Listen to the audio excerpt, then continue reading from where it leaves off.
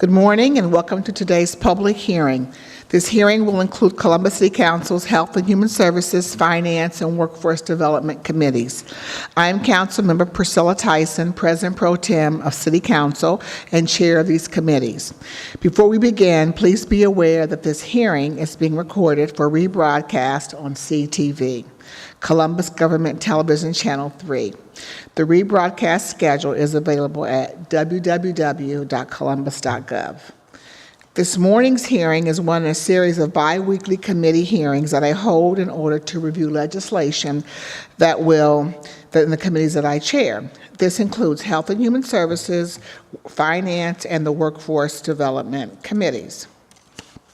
The goal of the hearing is to promote transparency and provide an opportunity for city residents to learn and speak on legislation that impacts their lives.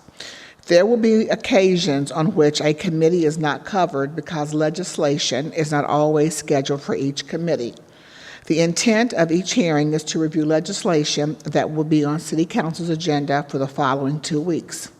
Today we'll hear information on legislation in the Health and Human Services and Finance Committees. Presenting this morning, we have 2 speakers from Columbus Public Health, Cheryl Graffinino, the Healthy Food Access Program Manager, who will be speaking about the Local Food Action Plan, which I will discuss shortly, and Roger Clone, the Assistant Health Commissioner. From the Department of Finance and Development, we will have Deputy Director Dan Giangardella.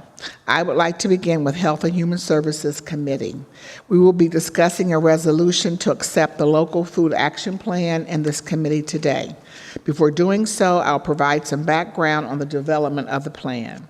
In 2014, I partnered with Franklin County Commissioner John O'Grady to develop a comprehensive food plan. The data shows that many in our community are dealing with obesity, diet-related diseases, food insecurity, and accessibility to local food. 1 in 5 children in our community who are food insecure are more likely to experience a chronic disease. Nearly a quarter of residents had to travel 2.5 times further to reach a full-service grocery store than they did to reach a fast food restaurant. At that rate, is as high as 40% in some of our neighborhoods. 641 residents, residents, or 23.69%, had low access to grocery stores. 72,902 of those residents are also identified as low income. The Local Food Action Plan was developed to address the food-related issues our community is experiencing. The goals of the plan include enhancing coordination and communication among existing food resources and agencies, improving access to and education about healthy, affordable, and local food, increasing the role of food in economic development, and lastly, preventing food-related waste. Since the adoption of the resolution formally establishing the city and county partnership, work on the plan in 2014, there has been a tremendous amount of work done to develop this plan. A project team consisting of staff from the Columbus Public Health, Franklin County Economic Planning and Development, and local matters were convened. Several neighborhood meetings were held in Linden, Wyland Park, near South, near East, Clintonville, Northland, and West Side to discuss goals that would improve the access to healthy food and education. In addition, a working committee of 24 community partners with expertise in varying sectors of the food system were engaged to help guide the work. Further, there were several opportunities for community members to review the plan and provide input. On November 3rd, I held a hearing with a presentation on the plan and speakers who were part of the working group. As I said before, a lot of work has been put into this plan, and on November 21st, Council plans to adopt a resolution accepting the Local Food Action Plan. To further discuss the plan, I will now ask Cheryl Graffinino to come and present.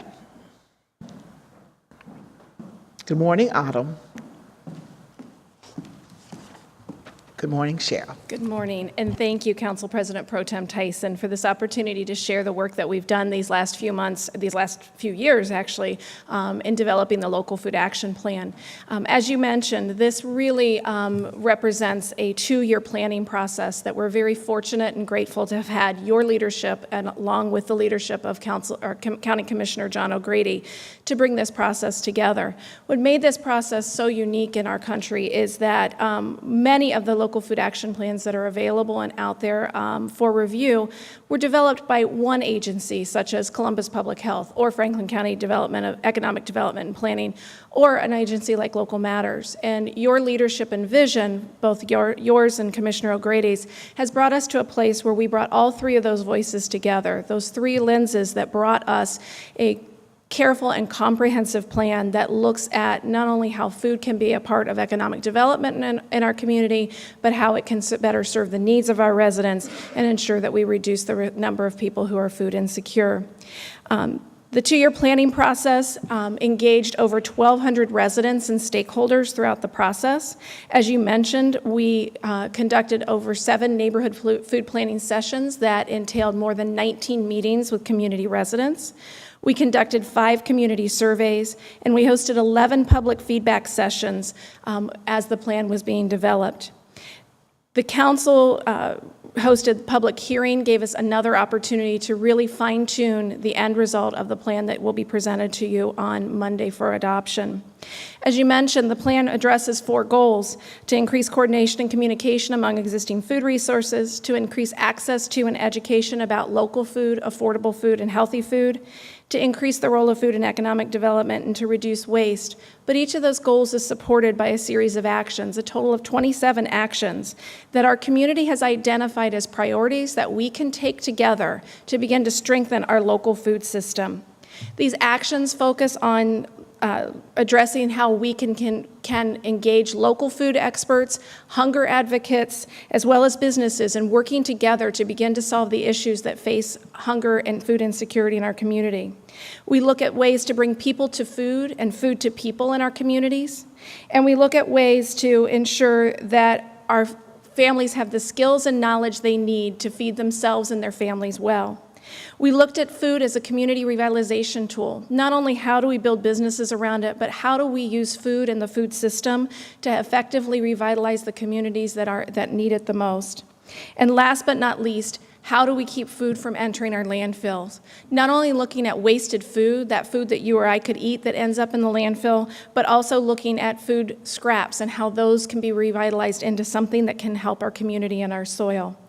We look forward to the next years as we begin to implement this plan, and we are thrilled to have the opportunity to bring together one of the strongest food and local food plans and organizations to implement it that's been identified across the country. We have local experts at Ohio State who have quickly identified that the plan that we have developed, as well as the plan that we have to move it forward, is unique and trend-setting for what's happening in our country.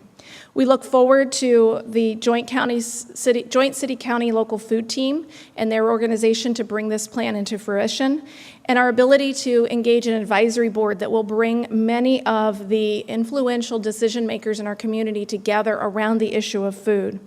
And then we also look forward to building a stronger local food council that will give a voice to all of our residents when it comes to food system work. Again, I thank you for your leadership, I thank you for your support, and I appreciate the opportunity to continue this work and look forward to working with you in the future.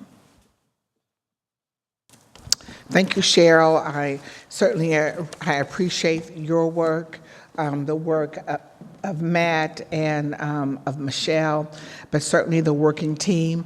I look forward to presenting, you coming down on the 21st, and again, we're presenting this to my council colleagues, and hopefully they will adopt this resolution, and then begin to looking forward to, should it be adopted, looking to the moving forward for the rest of this year, but certainly starting out the year of 2017 to begin to have our board and to begin to implement these plans. And I know that you walked back to your seat, that's fine, but I wanted to mention that. But we'll annually be able to, once, if this is adopted, there is a plan that annually will be giving a report to the community and to this body regarding the movement that we've had on our food plan. So with that, I thank you for coming down and just really, really appreciate your work. The last 2 years you worked hard, and certainly the local food action plan is the result of your hard work and the team's work. So greatly appreciate it. And thank you also, Autumn, for being here and being so supportive of the work, as well as just from Dr. Long, from everyone at Columbus Public Health for working hard to achieve this plan. So thank you. All right. Now we'll have legislation. Roger, the floor is yours. Good morning. We have 9 pieces of legislation today. 8 of the pieces relate to our Ryan White program. The purpose of the legislation for these 8 contracts is all the same. The U.S. Department of Health and Human Services gives partial grant awards during the year instead of one grant award for the full year funding. As a result, we have to modify contracts throughout the year as we get additional funds. The first ordinance will allow us to receive our 3rd award this year. We received a grant from U.S. Department of Health and Human Services. Ordinance 0238-2016 authorized the acceptance and appropriation of $4,010,911 in grant funds. Ordinance 1841-2006 authorized additional appropriation of $537,518 from a second award. This is the 3rd award, and it's for $396,690 for the period March 1st, 2016 through February 28th, 2017, for a total funded amount of $4,945,119. The HIV Care Part A's grant purpose is to improve access to medical care for persons living with HIV or AIDS living in Central Ohio. The goal is that each client will achieve viral suppression, which improves their quality of life and reduces the risk of spreading the infection. This grant will enhance medical services and behavioral health. It will pay for HIV-related doctor's visits, mental health services, substance abuse services, and other services allowed by the grant. It will also strengthen the case management and linkage to care. In 2015, the program served approximately 2,400 people living with HIV through several programs, including the outpatient ambulatory medical care, mental health services, medical case management, early intervention services, housing services, non-medical case management, and emergency financial assistance and medical transportation.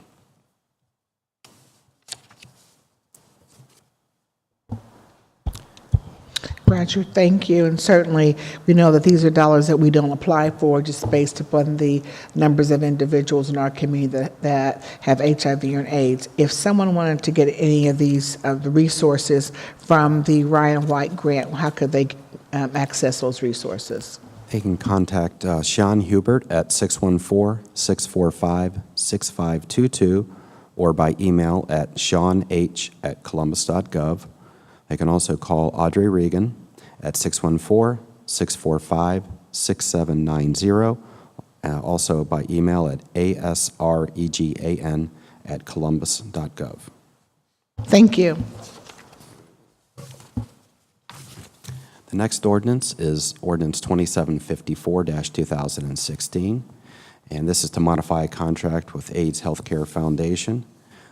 Similar to the other contracts that will be coming up, these again have to be modified throughout the year. They had previously been modified for $183,889 and $43,000. The modification will be for $43,785.20 for a total contract amount of $227,674.20. And this will be for the provision of outpatient ambulatory and medical case management services. Thank you. Ordinance 2766-2016 is to increase a contract with Equitas Health for an additional $191,178 for a total contract amount of $955,891. And this modification will provide additional funding for Equitas Health for the provision of outpatient ambulatory and medical case management services. And this would be, again, for the Central Ohio or the Franklin, Licking, Delaware, Morrow, Union, Madison, Pickaway, and Fairfield counties. Thank you. Next is 2768 with modifying a contract with Nationwide Children's Hospital. This is for an additional $90,388. Previously, they had been contracted for $361,548, so the new amount will be $451,936. And this contract will provide additional funding for the Nationwide Children's Hospital for the provision of outpatient ambulatory and medical case management services. And just really pleased that we're also, these dollars help support the mental health services and, again, the housing services and emergency assistance for individuals. Yes, Thank there'll you. be one for Southeast later that will address some of those concerns. The next up is 2775, and it's to modify a contract with OSU Internal Medicine, LLC. This is to add $60,000 to a previous contract of $240,000, so the new amount will be $300,000, and this will also be for outpatient ambulatory and medical case management services. Next is 2770, and it's to modify a contract with Nationwide Children's Hospital, but this is for behavioral health services. Previously, we had a contract with them for $104,742. We're adding $26,185.50 for a new total of $130,927.50. And again, this will be for behavioral health services.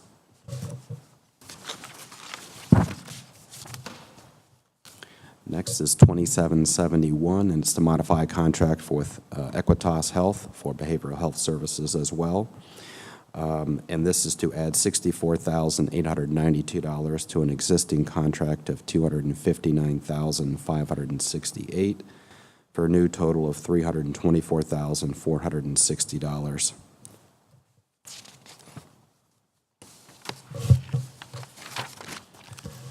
And the last contract relating to Ryan White is 2774, and it's to modify a contract with Southeast. This is to add $127,733 for a new total contract amount of $638,666. And this will provide funding for housing services, case management, and emergency financial services. And the way this contract works is Southeast caseworkers will work with other Ryan White providers, and they'll do a needs assessment. And then based on that needs assessment, they'll find adequate affordable housing, either just a regular rental property of some sort that they find, and if need be, they also have emergency financial services in the form of short-term rental assistance and temporary utility payment assistance as well. So, Roger, and so obviously the Board of Health, Columbus Board of Health, they received the total $4.9 million. They then disperse those dollars to those other agencies for services. And so if someone were to call, you said Sean or Audrey, would they then do some sort of an assessment and say that here are agencies out here that you can utilize that once we realize someone has HIV or AIDS, that then they can refer them to these other agencies? Right. We'll hook them up with the network of Ryan White providers and get them enrolled and work through the system.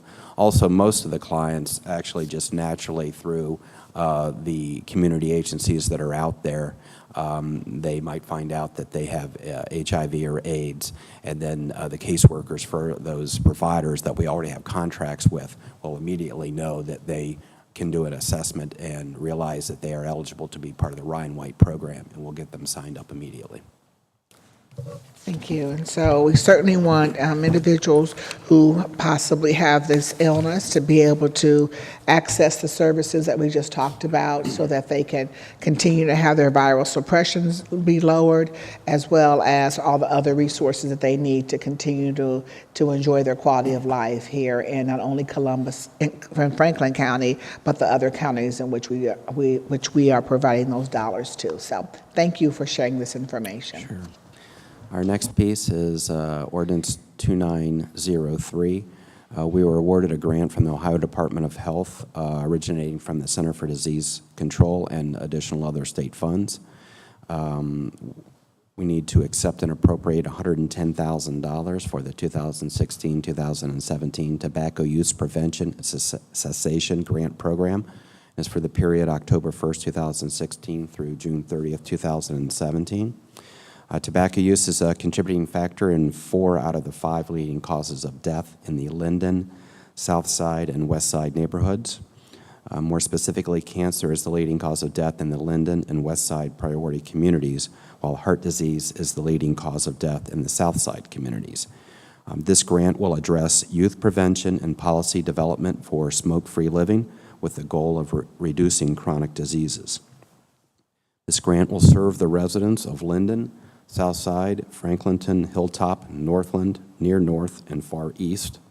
We'll provide education to community residents about the harmful effects of tobacco use and secondhand smoke exposure, and provide technical assistance to multi-unit housing property managers to implement successful smoke-free lease options.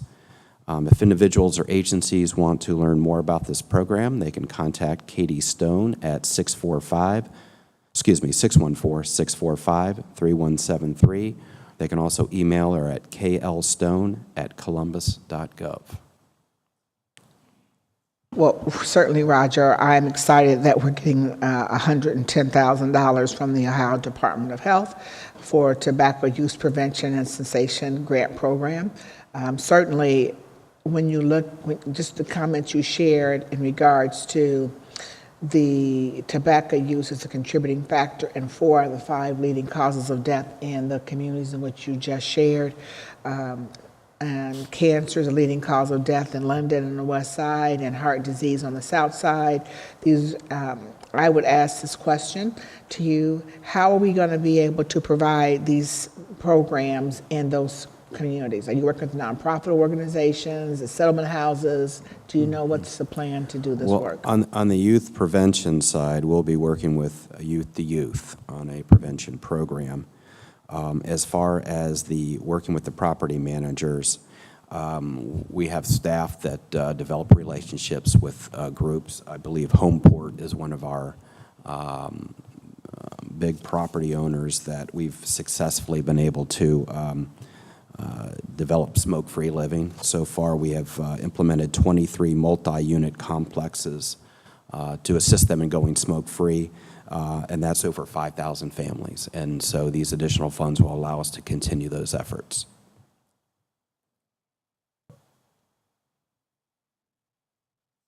Certainly, I would, as these funds are used between now and June of 17, I would certainly be interested in the outreach we're doing, and certainly those communities that we're talking that are affected more, and that is shared in the legislation that you've just discussed with me. And certainly for us to be able to get as many youth not to start smoking prior to not to start smoking certainly will help in terms of their overall quality of life. So I'm very pleased about this, and certainly very pleased that we're focusing on these, basically these 3 neighborhoods. Thank you. That's all legislation for help today. Thank you very much. All right. Our next presenter is is Dan Giangardella from the Department of Finance. The floor is yours. I don't think my microphones are working. Let me move.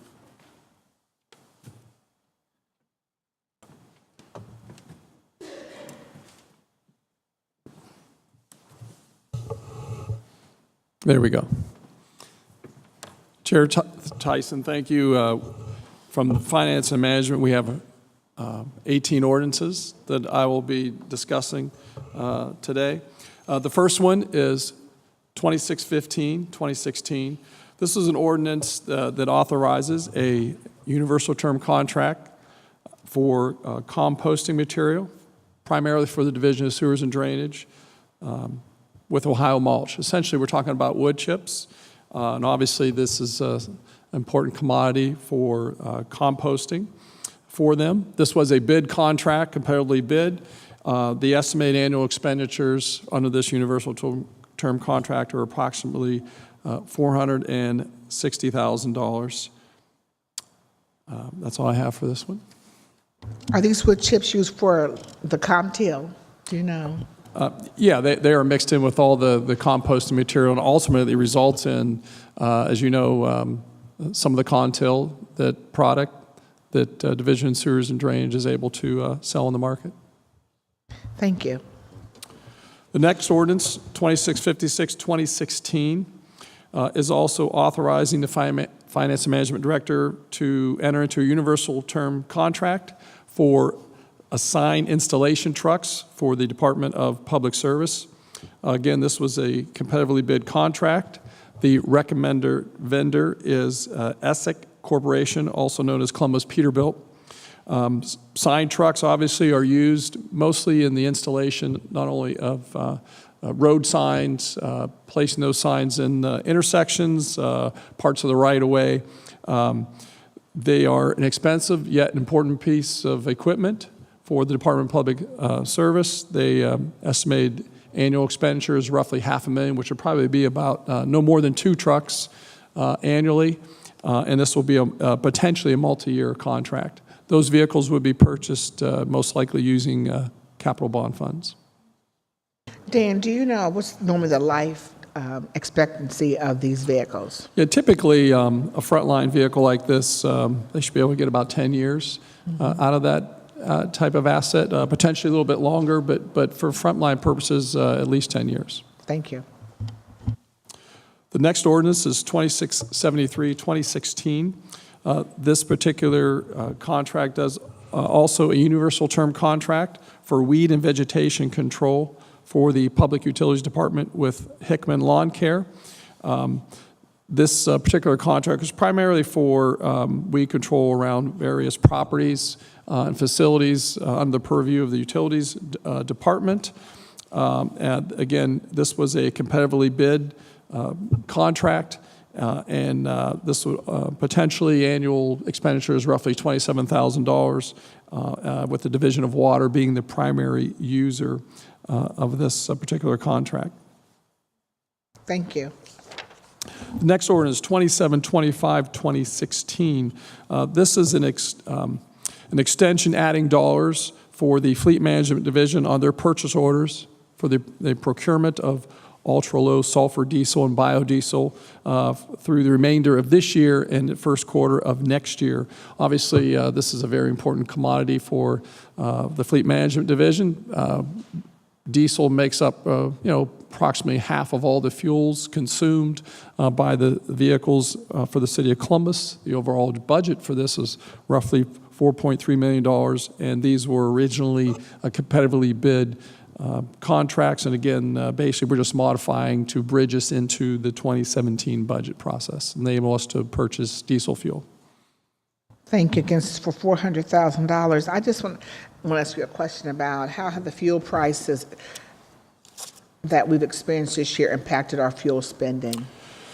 Well, fortunately for all of us as consumers, including the city of Columbus, fuel prices are down anywhere from 10 to 20%, depending on the type of fuel we are purchasing. With respect to diesel fuels, typically that fuel commodity rises a little slower than gasoline product, but yet comes down once it's up there. But obviously, overall, we're potentially saving upwards of $1 million on our annual fuel budget due to the price of fuels. And, as you know, this is potentially also a volatile commodity.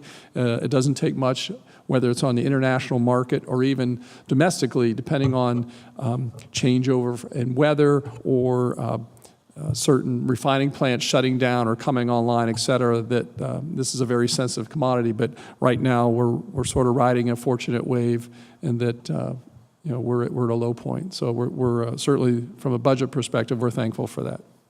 Thank you. Ordinance 2728, 2016 also authorizes some additional purchase orders for the Fleet Management Division. This is a total of approximately $550,000 in purchase orders, mostly for automotive and truck parts for vendors like NAFA, Suffin. There's also additional funds, approximately $100,000 of this, $550,000 is for tires with our UTC with Bob Summerall Tire. So these would be purchase orders that we have competitively bid. Again, just bridge us into the 2017 budget to make sure we have enough stock and supply through the budget into next year. Again, overall, the fleet budget for commodities such as this, a little over $5 million. So it takes a lot of tires and parts to keep our roughly 6,000 vehicles on the road. Have we seen that, like the last piece of legislation, we saw that the fuel prices had gone down in terms of the price for parts and tires? Are you seeing that price be what we budgeted for? Have they gone up?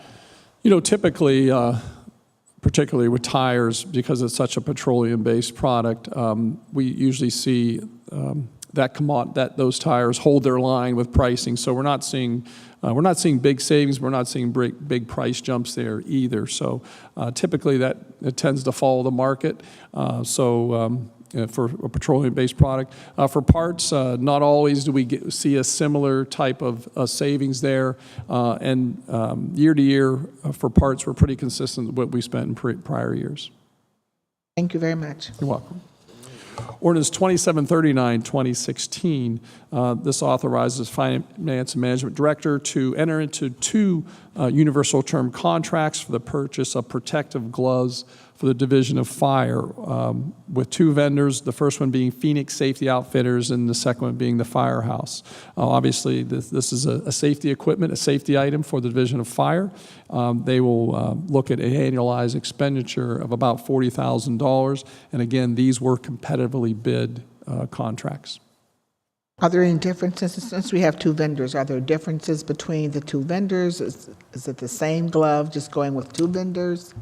These are there are roughly 3 various type of gloves inserts available on this. I believe that Phoenix Safety Outfitters is getting 2 of those 3 items, and the Fire Warehouse the third item. But they're just basically a couple different styles and types of gloves. Thank you. Ordinance 2740 authorizes, again, the Finance and Management Director to enter into contract with 2 universal term contracts, in this case for boots, for the Division of Fire.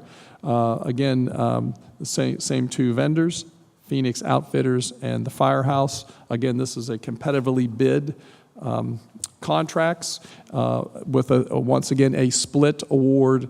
2 of the items going to Phoenix Safety Outfitters, the third item going to the Firehouse. Again, a safety item, a commodity for the Division of Fire, and a piece of protective clothing. Annual expenditures about $50,000. Thank you. Ordinance 2750, 2016 authorizes the Financial Management Director to renew a contract for the Facilities Management Division with Dove Building Services to provide custodial services at the Columbus Public Health Building. This is their main facility at 240 Parsons Avenue. This is a renewal. The original contract was authorized in 2014 through a competitive bid process. This is that contract authorized up to 4 annual renewals for this. Again, we spend about a little over $300,000 for this particular contract, in this case authorizing $316,000. I believe this past year that contract was authorized for approximately $308,000. Ordinance 2751, also authorizes the Finance and Management Director to renew a contract for the Facilities Management Division with K&M Cleaning. This is for custodial services at the Columbus Police Academy, the Academy on Hague Avenue, for $209,000. Again, this is originally a competitive bid contract from 2014. This is, again, that original contract authorized up to 4-year renewals. This is the second year of that renewal, and this past year, that contract was authorized for $203,000, and for next year, it'll be $209,000. Ordinance 2786 also authorizes a contracts, universal term contracts. I'm sorry, these are, yes, universal option contracts for pole line hardware for the Department of Public Utilities with Wesco Distribution. Pole line hardware is essentially for the power division. Any of the equipment or parts that go up on those utility poles would be supplies provided by Wesco. This was, again, a competitively bid contract, and the estimated annual expenditures is about $400,000. Thank you. Ordinance 2792, 2016 also authorizes the Finance and Management Director on behalf of the Office of Construction Management to modify an existing contract with Roger Fields for an amount up to $200,000. This is for essentially professional engineering services for the City of Columbus. The Office of Construction Management uses a company like Roger Fields to do some design engineering work. In this case, most likely for HVAC or chiller improvements. Some of these we may need at 1111 building. Those will be looked at. And there's also a small amount of money on here as well. I think it's approximately $50,000 that'll be a purchase order for the Public Safety Department for any small engineering jobs that they may have or may need for their approximately 100 facilities that they have for the city. So these are contract modifications. The original contract with Roger Fields was competitively bid, and from time to time we add money to these contracts. This would be capital dollars for any of these eventual improvements that we would need for city facilities. Dan, certainly you just mentioned the chillers, and I know that we had a situation earlier this year, I think, where we had to purchase an additional chiller, I think, for the health department. And so I know that Director Lombardi and I think it was talked about the need to make sure that we were kind of in front of this issue around, chillers or HVAC. And so is this, in terms of the additional dollars for this contract, and you mentioned the chillers, will he be really kind of looking at that issue so that we're in front of it moving forward? Yes, that is correct. We have hundreds of buildings that we are responsible for. Obviously, HVAC is an important entity, important part of these buildings. It's an important part of preventive maintenance, and obviously we're continually looking at where we need improvements. And as you mentioned, this is part of looking at some of those. In this case, the 1111 building I know is one. There could be others as well that we may need to take a closer look at, but those are obviously things that we need to do for the comfort and safety of our employees to have proper heat and air conditioning systems in our buildings. As well as our residents that come into those buildings. That's correct. All right, thank you. 2799, 2016 authorizes the Finance and Management Director to enter into a lease agreement with 11 entities for city-owned tracts of land for farming purposes. This is pretty much an annual ordinance that we do. Obviously, the City of Columbus, and particularly the Department of Public Utilities, owns a variety of land, not only here in Franklin County, but also in Pickaway and Delaware counties that are used for future expansion, that land potentially future expansion for water and sewer operations. Obviously, in some cases, we've held on this land for quite a long period of time. In order to make proper use of some of that land, some of these are leased out for farming purposes, and the city does, because of that, accrue a small amount of revenue due to that. So this is an ordinance that extends those leases and authorizes our real estate management group to enter into any modifications to that. And certainly, if we were going to expand the utilities infrastructure, we'd be giving the individuals who are leasing the land significant notice that we would want that land to use for facilities infrastructure. Is that correct? Yes, that is correct. Thank you. The next ordinance, 2800, 2016, also authorizes the Finance and Management Director to basically enter into a lease agreement with Empire Real Estate Holdings to modify a lease that we have for a warehouse for the supplies for the Division of Fire at 2028 Williams Road. And essentially, this is going to reduce the length and the amount of money for that lease. We are in the process of renovating a warehouse that the city owns on Groves Road across from the Fleet facility. We anticipate those renovations to be completed about mid-year 2017. And at that time, we will move the supplies that are currently in this lease facility on Williams Road to the city-owned facility on Groves Road. So therefore, basically, we're looking at about a 6-month lease, and then we will no longer need that warehouse. So in that sense, we are looking for a shortened lease period and obviously a shortened financial commitment of $68,000 for this. Thank you. I certainly remember us purchasing the property on Groves Road with the anticipation of different city entities moving into that building. And so appreciate that we will be, again, saving our residents money by when we move out of these facilities and just have the facilities on Groves Road. Thank you. Yes, that is correct. Thank you. The next order is 2821, 2016, also authorizes an amendment to a lease agreement that we have, that the Finance and Management Director has signed. This particular one deals with the Jerry Hammond Center at 1111 East Broad Street, which is a facility the city owns. We currently have the Central Ohio Workforce Group, sometimes Central Ohio Workforce Investment Corp., known as COWIC there, due to some changes in their funding model via the federal government.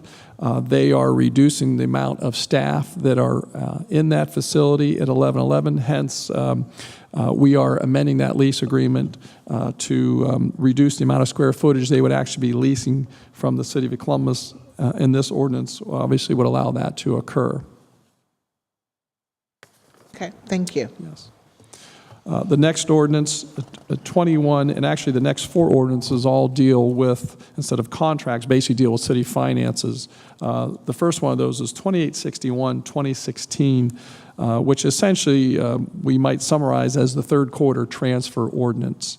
The next few days, the City of Columbus will be releasing its third quarter report, which I am pleased to report that we have saved money or of our 2016 budget. We will not spend about a little over $13 million of that, but with some individual divisions and funding, some of that needs to be moved around to where we have surpluses to potentially cover some small deficits.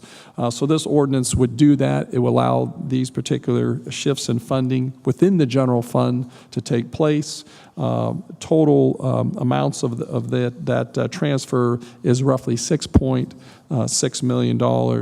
And hopefully, obviously, we'll need this to occur prior to the end of the year so that our bookkeeping essentially is correct. And I know also, Chair Tyson, I know you have a hearing, I believe, scheduled sometime in the next few weeks for Finance and Management to come before you and discuss that third quarter review as well. I think it's December the 6th. Yes. Thank you. Yes, at 4 o'clock. Thank you. The next 3 ordinances all deal with the 2017 budget. The first one of those, and as you know, these are pretty much annual pieces that we present to council. The first one of those is 2862, 2016, which essentially is the 2017 general fund budget. We have a fancy title there that talks about appropriations for the next 12 months through December 31st, 2017. But essentially what we're talking about here is a 2017 budget for the general fund, which totals $869.5 million. Obviously, this ordinance, as presented, would fund the public safety, public service, finance and management, parts of the development, our court system, parts of recreation, park, and health department. Essentially, as I said, this is the mayor's proposed 2017 budget, which again, I know that council and the finance chair has scheduled hearings upcoming the next several weeks to discuss this. Thank you, Dan, and yes, I don't have any questions on this legislation. I know that council will be announcing its hearing schedule to the community, and we certainly want the community to come down and participate and learn more about the proposed 2017 proposed operating budget. I know the first hearing will be December the 6th, and again, you just mentioned at 4 o'clock we'll have our third quarter review, and then at 4:30 we'll start with the administration sharing with the council, going over the budget with this council. And we're looking forward to this budget, and certainly went to the press conference and excited that we have more money to be able to spend to be able to enhance the quality of life for our residents in our community. So I look forward to our hearings. Thank you. Thank you. The next ordinance is 2863, 2016. And as I mentioned, this is also related to the 2017 budget. Essentially, this ordinance is called the other funds for various divisions.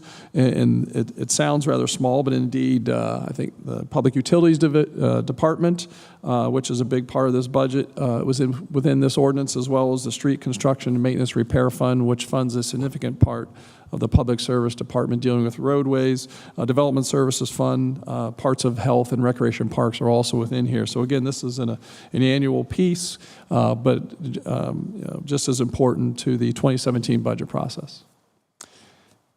And lastly, and also related to the 2017 budget, is Ordinance 2864, which refers to the selected other funds divisions, which essentially a large part of this is our debt services fund, sometimes also known as the special income tax fund. The hotel motel funding is within this ordinance for 2017, as well as any tax incremental financing or TIFs that the city may be involved in, along with the refuse collection tipping fees that come out of the special income tax fund, and also the debt service on the city garages. So again, all part of the 2017 budget process that we will go through. Thank you. That is the last ordinance I have. I appreciate you entertaining these ordinances, and I'd be happy to answer any other questions you may have. Thank you, Dan. I don't have any other questions, and I also want to thank each of you for, we normally have our hearings at 4 or 5 o'clock, and that we are having it at 10 o'clock to accommodate my schedule, so I really do appreciate that. And so to the viewing and listening audience, I hope this morning's hearing has provided valuable information on programs and community initiatives from Columbus Public Health, as well as the finance-related legislation that is crucial to the ongoing operations of our city. As residents, these hearings are an opportunity for you to learn and become engaged in issues that are presented. Before I conclude, I would again like to thank Cheryl Graffinino, the Healthy Food Access Program Manager at Columbus Public Health. I also want to thank Roger Clowen, the Assistant Health Commissioner from Columbus Public Health, and from the Department of Finance and Management, Dan Giangardella from the Deputy Director. I see Bob McDaniel in chambers. I want to recognize Bob from the Auditor's Office. And then also, I want to always thank my fellow council members and their staffs who serve our community with pride each and every day. Michael Kessler, who leads the Legislative Research Office. Andrew Dwyer, who staffs the Health and Human Services and Workforce Development Committees. Matt Erickson, who staffs the Finance Committee. Aaron Beck from the Legislative Research Office. Also, Nancy Sully is here in council chambers, and she is certainly represents from council the Office of out in the community engagement from the community's perspective and provides us updates as to what's going on in the community. And I also want to thank the hardworking team at CTV who make these hearings possible, also my staff, Nicole Harper and Carl Williams, and last but not least, the residents who allow us to do this work each and every day and make our state the best place in the country to live, work, and to raise a family. And with that, this hearing is adjourned. Have a good day, everyone.